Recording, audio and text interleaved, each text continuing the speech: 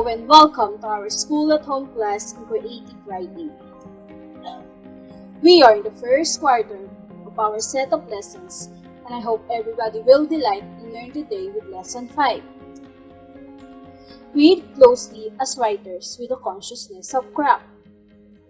At the end of learning episode, you are expected to Number 1. Define what close reading is. Number 2. Determine the steps and ways in close reading. Number 3.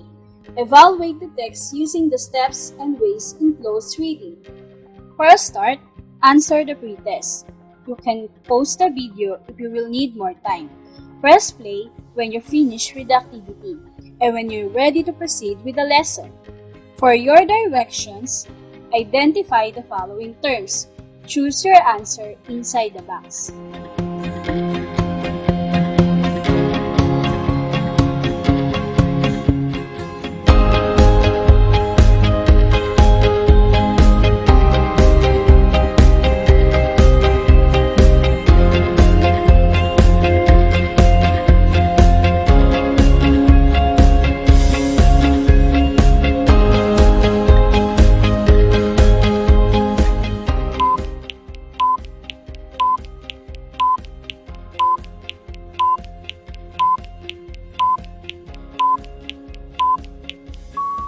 Let's check your answers. Here are the correct answers. For number 1, letter E. Number 2, letter A. Number 3, letter B. Number 4, letter C. And number 5, letter D. Count the number of the correct answers. That reading requires understanding or comprehending the meaning of the print text. Readers must develop certain skills that will help you comprehend what you read. Every book gives you an opportunity to learn new things and explore new ideas. Reading books increases your knowledge and makes you smarter. Today, let us talk about close reading.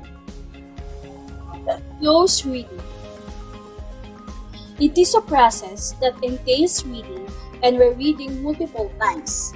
It's a careful and purposeful rereading of a text. It's an encounter in the text where readers really focus on what the authors had to say, what the author's purpose was, and what the word means. In literary criticism, close reading is the careful interpretation of a brief passage of a text. A close reading emphasizes the single and the particular over the general. Effective by close attention to individual words, the syntax, the order in which the sentence unfolds idea, as well as formal structures. Is thoughtful, critical analysis of a text. It focuses on significant details or patterns in order to develop a deep, precise understanding of the text, form, and craft. What is the importance of close reading?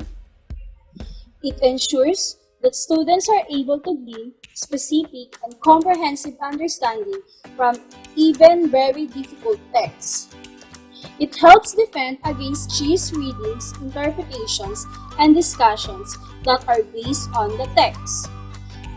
It is the tool that allows students to read text that is over their heads. If students can read and learn from what is challenging and unfamiliar, the world is open to them. If they are intimidated by texts that will enlighten them, their horizons are limited. It develops language sense. It develops in students an ear for word, syntax, reading, structure that is applicable across texts. Key ideas and details. Set the purpose for reading and read the text as independently as possible. Focus on the key ideas and details on the text, making sure that the readers know the main idea, story elements, or key details that the author includes. The first read should be without building backgrounds. Students should be integrating their background knowledge with the text as they read. Second read, craft and structure. Select a portion or chunk of the text. It includes a complex elements or ideas that you should explore to arrive at a deep understanding of a text. It includes vocabulary choices, text structure, or text features that the author included. Third, read. Integration of knowledge and ideas. The third close reading of a text should go even deeper, requiring students to synthesize and analyze information from several texts or media. You may record your ideas on sticky notes, graphic organizers, or thinking sheet. Let's try a few items as practice exercise. Make a happy face if you think that the sentence is the step in close reading. Make a sad face if the sentence is not the step in close reading. Here is the first one. Focus on the key ideas and details on the text. Correct! It is a step in close reading. It includes in the first read, wherein the readers should focus on the key ideas and details on the text to make sure the main idea and the elements on the text. The second one, synthesize and analyze information from the text. Correct!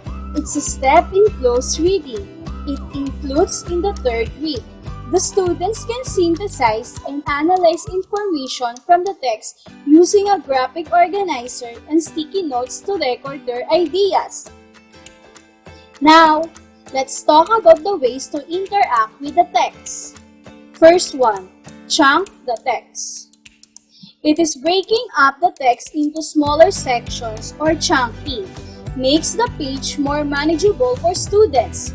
The students do this by drawing a horizontal line between paragraphs to divide the page into smaller sections. It is important to understand that there is no right or wrong way to chunk the text, as long as you can justify why you group certain paragraphs.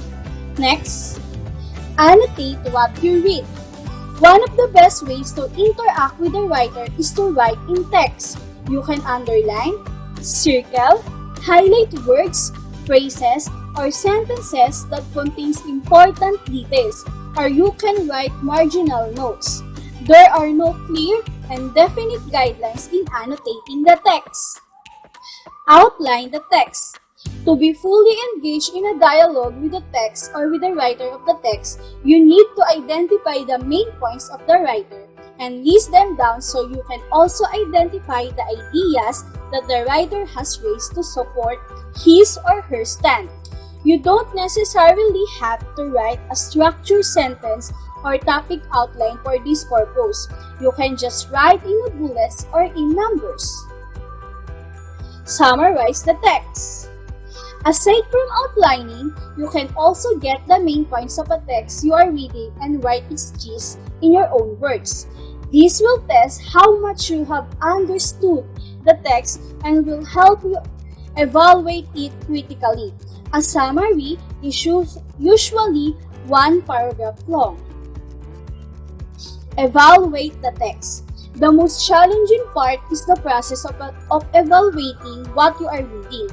This is the point where annotating, outlining, and summarizing will be helpful. When you evaluate the text, you question the author's purpose and intentions, as well as his or her assumptions in the case. You also check if the arguments are supported by evidence or credible resources. For your activity today, please get a pen and paper to answer this activity. You may post a video if you will need more time.